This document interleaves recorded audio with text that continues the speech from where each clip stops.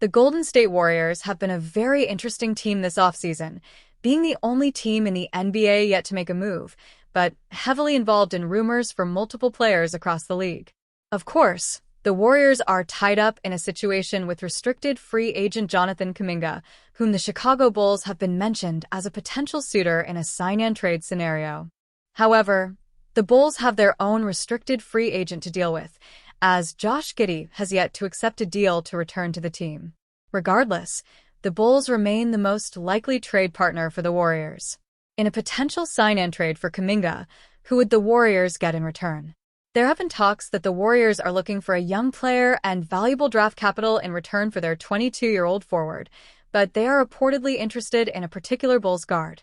Clutch Point's Brett Siegel reports that the Warriors are a team to watch for Bulls guard Ayo Dosunmu. Ayo Dosunmu is a key name to keep an eye on, not just for the Warriors, who have been interested in him previously, but other teams around the league as well, Siegel wrote. There has been plenty of interest in Dosunmu as he enters the final year of his contract. Dosunmu, a 25-year-old Chicago native, has emerged as a valuable player for the Bulls over the past 2 seasons, averaging 12.2 points, 3.1 rebounds, 3.7 assists, and 0.9 steals per game with 49.7/37.4/79.9 shooting splits through 122 appearances and 63 starts. Dosunmu would be a good addition for the Warriors as they search for guard depth, and he could be a worthy loss for the Bulls in exchange for Kuminga. As the Golden State Warriors seek a veteran backcourt presence this offseason to help solidify their rotation, numerous options have been floated as potential solutions to this problem. Yet, the Warriors have sat still thus far in free agency, and, with news breaking of Chris Paul returning to the Los Angeles Clippers, where he will likely finish his career, the team has missed an opportunity to facilitate a serendipitous return for the veteran guard.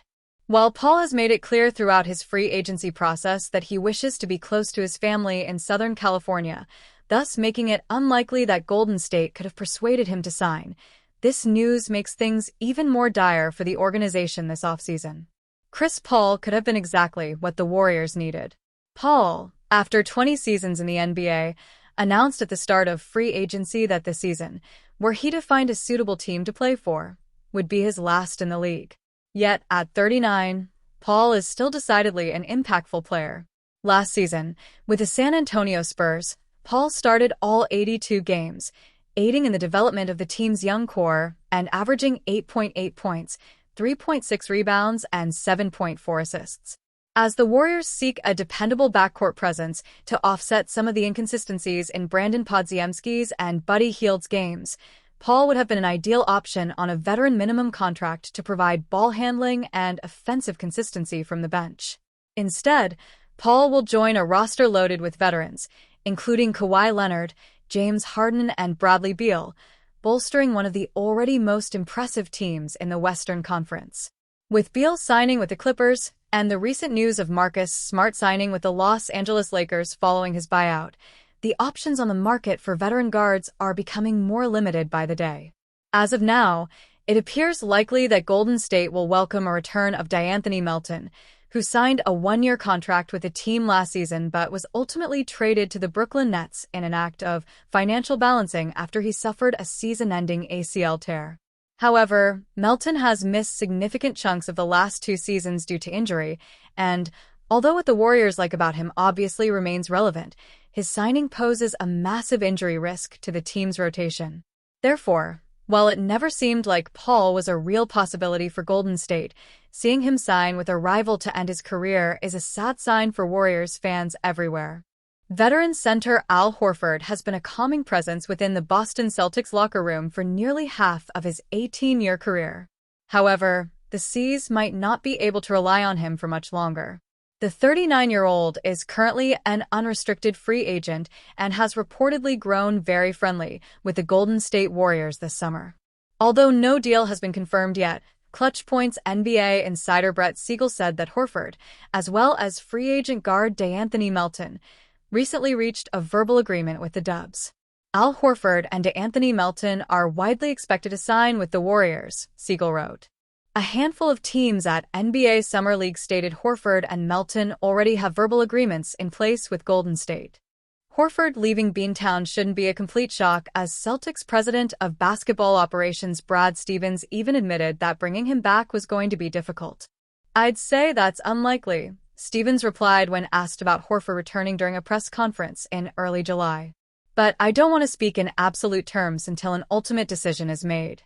If he were to go and play somewhere else, I think he's an all-time Celtic, a winner, and did everything he could for this organization, not only in the games but also how he impacted our younger players." As a result of the new CBA and its stringent financial penalties, Boston probably can't afford Horford. While the five-time All-Star is far from his prime and nearing retirement, which he's reportedly considered this offseason, he'll command over the vet minimum at the very least. The Celtics already failed to re-sign backup center Luke Kornet this summer as a result of money woes, meaning Horford's departure is all the more likely. But if anything is working in Boston's favor, it's the fact that restricted free agent Jonathan Kuminga is holding things up for the Warriors. Before Golden State can finalize a deal with Horford, it may have to decide what to do with its 22-year-old wing, who's surely looking for a payday. In addition to the Kuminga debacle, Horford's shocking free agency decision nearly a decade ago could provide Celtics fans with a tad of optimism. Back in 2016, the former Atlanta Hawks surprisingly chose the C's over his old team, even duping legendary NBA insider Adrian Wojnarowski. Another dramatic turnaround isn't out of the question given the volatile nature of free agency, yet as things stand, it seems like Horford won't don the green and white again.